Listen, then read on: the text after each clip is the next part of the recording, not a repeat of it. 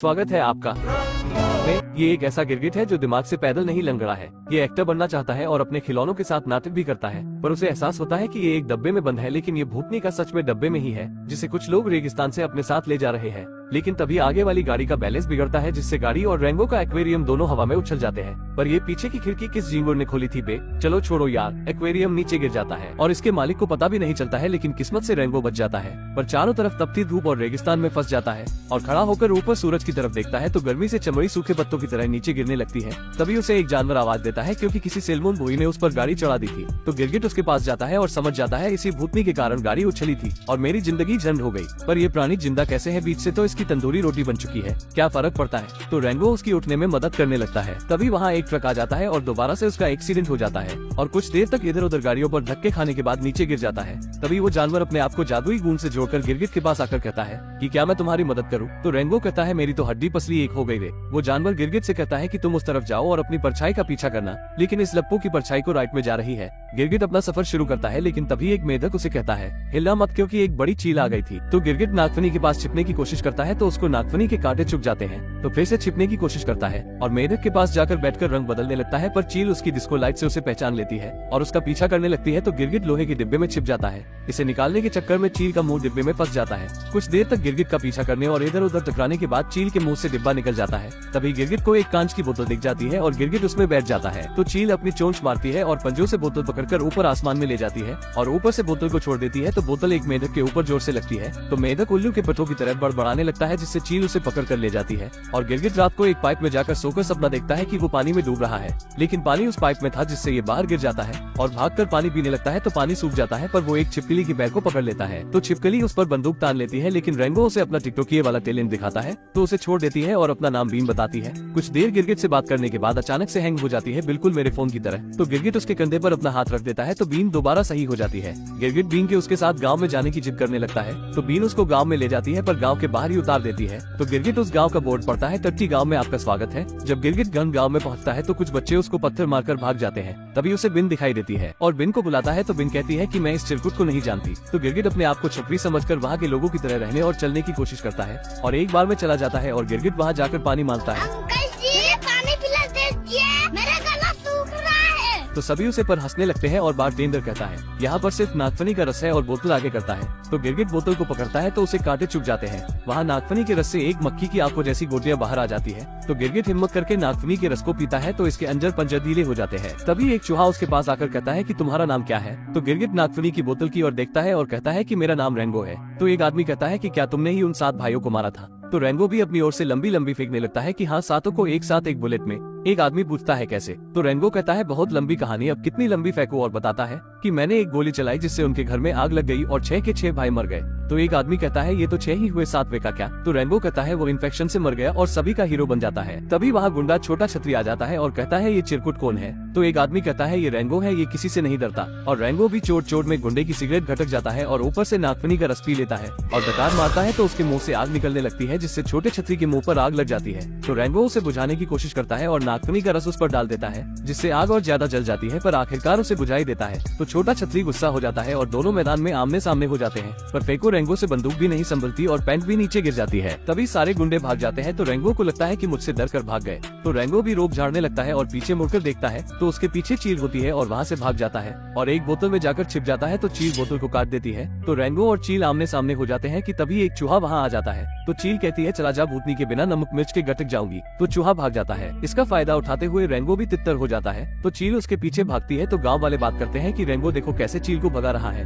और दोनों के पकड़म पकड़ाई में एक घर गिर जाता है, पर रेंगो वेंडिंग मशीन में छुप जाता है। तो चील उसे देख लेती है और कॉइन डालकर निकालती है, पर रेंगो चेरी बांधकर भाग जाता है और चील रेंगो के पीछे पीछे भागती है और चेरी को पकड़कर खींचती है। तो रेंगो लकड़ी के खंबे को पकड़ लेता है और चेरी को काटने के लिए गोली चलाता है, पर इससे रस्सियां टूट जाती है, जिससे लोहे की टैंकी नीचे चील पर गिर जाती है और चील का काम तमाम हो जाता है, जिस पर रेंगो कहता है। तो गाँव वाले चील की नारी देखकर कहते हैं रेंगो ने चील को मार दिया सिर्फ एक गोली में खलास, और रेंगो गाँव वालों का हीरो बन जाता है। तो मेयर रेंगो को अपने घर बुलाता है, जहाँ उसे बिन भी मिलती है क्योंकि मेयर ने उसकी जमीन हड़प ली थी। बीन के जाते जाते ही रेंगो मेयर के ऑफिस में जाता है, जहाँ वो रेंगो को पानी पिलाता है। पर ये लालची प्राणी पानी की बोतल को उठाने की कोशिश करता है तो बोतल नीचे गिरकर टूट जाती है और मेयर को पता भी नहीं चलता। मेयर रेंगो की बहादुरी के कारण गाँव का नया थानेदार बना देता है। पर रेंगो के जाते ही मेयर अपना हरामी रूप दिखाता है और उस गुंडे छोटे छतरी से मिलता है। लेकिन इधर रेंगो थानेदार के कपड़े पहनकर तैयार हो जाता है तो बीन वहाँ आ जाती है और रेंगो को बताने लगती है कि मेयर पानी का लोचा कर रहा है, पर इससे पहले ही हैंग हो जाती है। तभी 1 घंटा बचता है तो सभी गाँव वाले बाहर आ जाते हैं और बोतलें उठाकर लाइन बना लेते हैं। पर रेंगो को कुछ समझ में नहीं आता और सभी गाँव के लोग डांस करने लग जाते हैं और एक दूसरे को थप्पड़ मारते हैं। तो रेंगो एक बुढ़िया को जोर से मुक्का मार देता है,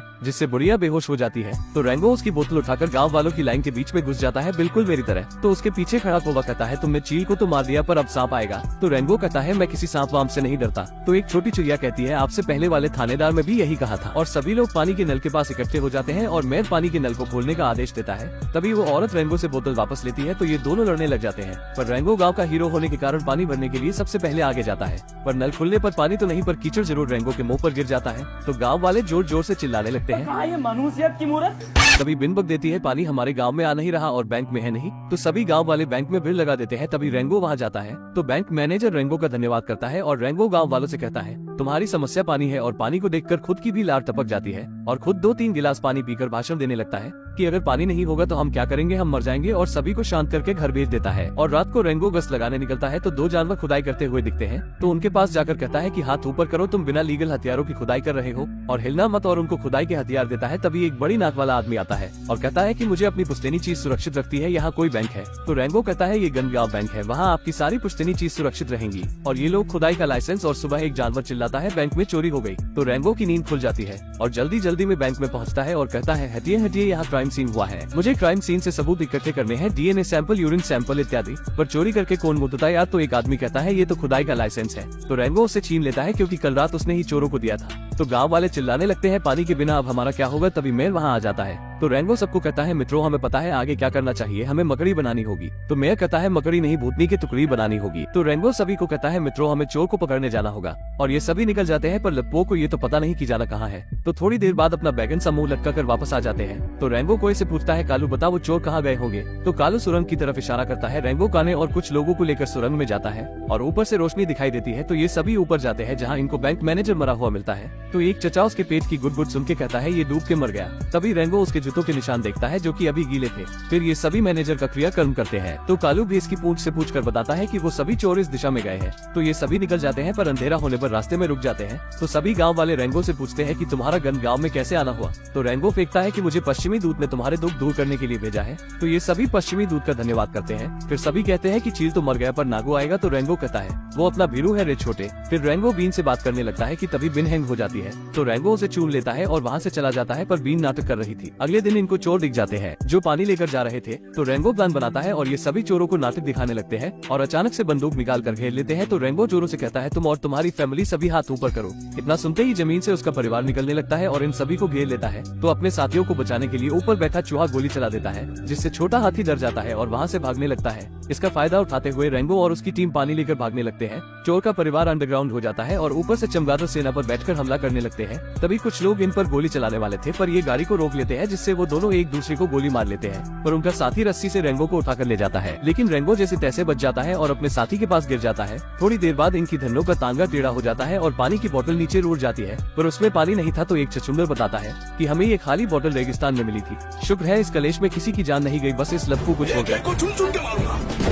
तो रेंगो उनको गिरफ्तार करके गांव में ले जाता है पानी चुराने के जुर्म में। फिर रेंगो मेयर के पास जाता है और गोल्फ खेलने के लिए जूते बदलने लगता है कि तभी उसे वो गीली मिट्टी वाले जूते दिखते हैं। तो रेंगो मेयर को सारा माजरा बताता है, किसी ने पानी को रेगिस्तान में डाल दिया और बैंक मैनेजर को पानी में डुबा के मार दिया। और कहता है, मुझे पता है ये सब किसने किया है। पहली बार जब मैं आपसे मिला तो आपने ही मुझे कहा था कि पानी को कंट्रोल कर लो, सत्ता तुम्हारी। तो मेयर उसे प्लान बताता है और दिखाता है जहाँ उसने कैसिनो और बिल्डिंग्स बनाना शुरू कर दी थी। इसीलिए वो गाँव वालों की जमीन हड़प रहा था, सिर्फ बिन को छोड़कर। और मेयर कहता कि अगर तुम चाहो तो हमारे साथ भविष्य में मिल जाओ या अतीत में रह जाओ। तो रेंगो गांव का साथ देना चाहता था, इसलिए वहां से चला जाता है। पर मेयर का इससे हाजमा खराब हो जाता है और वो इस चिरकुट को रास्ते से हटाने के लिए सांप को बुलाने का ऑर्डर देता है। इधर कौआ देखता है कि मेयर ने पूरे गांव की जमीन हड़प ली थी। तभी सारे गांव वाले गुस्सा हो जाते हैं क्योंकि अब उनके पास बिल्कुल भी पानी नहीं था। तो रेंगो उन सभी को शांत करता है और कहता है, जब तक वहाँ थानेदार का बोर्ड है तब तक आपको टेंशन लेने की जरूरत नहीं। इतने में नागू उस बोर्ड के छुट्टे उड़ा देता है और रेंगो के पास आकर कहता है, कैसे हो बड़े भाई, तुमने ही उन 7 भाइयों को मारा था ना। और उसकी बंदूक में एक गोली डालकर कहता है, तुम तो एक से ही मेरा खेल खत्म कर सकते हो। फिर सभी को सच्चाई सच्चाई बताता है कि इसने आज तक गिन के साथ मक्खी ना मारी होगी,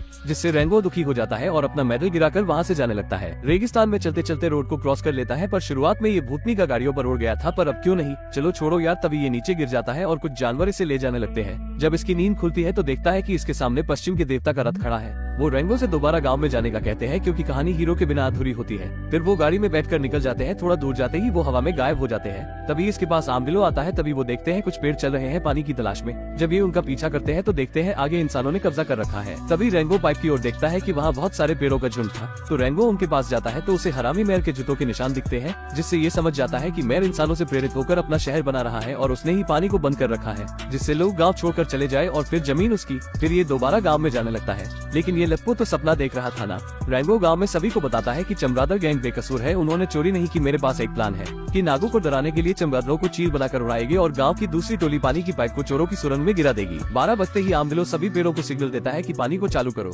पर इस प्राणी ने पेड़ों से बात कैसे की हिंदी समझ आती है क्या इनको? क्या फर्क पड़ता है, पानी चालू करते ही सुरंग में बाढ़ आ जाती है। रेंगो अपना मेडल उठाता है और नागू को कहता है बाहर निकल दो दांत वाले, पर नागू इधर बीन को मारने ही वाला था, क्योंकि वो अपनी जमीन मेयर को नहीं बेच रही थी। रेंगो की बात सुनते ही नागू बाहर आ जाता है। दोपहर के 12 बज चुके थे, तो रेंगो का मित्र भी उसकी मदद करने की कोशिश करता है, पर नागू उसे गोली मार देता है। पर नागू खुद सुरंग के खड्डे पर आ जाता है और 12:01 हो चुकी थी। चूहों ने पाइप तोड़ दी और आर्मडिलो ने सिग्नल दे दिया और पानी सुरंग से होते हुए सांप को हवा में उछाल देता है। पर इसके साथ और भी सुरंग के रास्तों से पानी आने लगता है। तभी चमगादड़ टोली भी चील बनकर आ जाती है, जिससे नागू डर जाता है। लेकिन थोड़ी ही देर में उसे पता चल जाता है कि ये चमगादड़ है और इन पर हमला करने लगता है और सारी गोलियां फूंक देता है। तो रेंगो उस पर बंदूक तान देता है, जिसमें एक गोली थी, जिससे नागू डर जाता है। तभी मेयर उसे कहता है चिरकुट बंदूक मुझे दे दे, वरना तेरी माशूका को हैंग कर दूंगा। तो रेंगो उसे बंदूक दे देता है और मेयर इन दोनों को एक पानी के चैम्बर में बंद कर देता है। पर रेंगो के पास एक गोली थी, लेकिन बीन होश में आते ही रेंगो को चूम लेती है, जिससे वो गोली बिन के गले में चली जाती है और वो हैंग हो जाती है। तो रेंगो गोली को निकालने की कोशिश करता है, लेकिन मेयर रेंगो की बंदूक लेकर सोचता है कि इसने एक गोली है और वो नागू को मारना चाहता है, क्योंकि वो अपने शहर में गुंडों को नहीं रखना चाहता था। पर जैसे ही गोली चलाता है तो बंदूक खाली थी, क्योंकि गोली तो बिन के गले में थी। तभी रेंगो बीन के गले से गोली निकाल देता है और वो सीधा जाकर शीशे में लगती है, तो शीशा टूटने लगता है। बड़ा टट्टी शीशा है यार, पर क्या ही फर्क पड़ता है, शीशा टूट जाता है और वहाँ बाढ़ आ जाती है और सभी पानी पानी हो जाते हैं। पर इससे चिमकांडी मेयर उल्टा गिर जाता है। तो रेंगो उसे नागू के हवाले कर देता है और नागू भी उसे सलाम करता है, क्योंकि उसने पूरे शहर को सिर्फ एक गोली में बचा लिया था। तो नागू मेयर को उठाकर अपने साथ ले जाता है, जिससे रेंगो सभी का हीरो बन जाता है और ये गांव में बीच भी बना लेते हैं। लेकिन इंसान यहाँ पानी के लीक होने का पता चलते ही इसे ठीक कर देंगे। फिर भी रेंगो सूर्यास्त की ओर चला जाता है। उसने हीरो जैसा काम जो किया है, इसके साथ ही मूवी खत्म हो जाती है।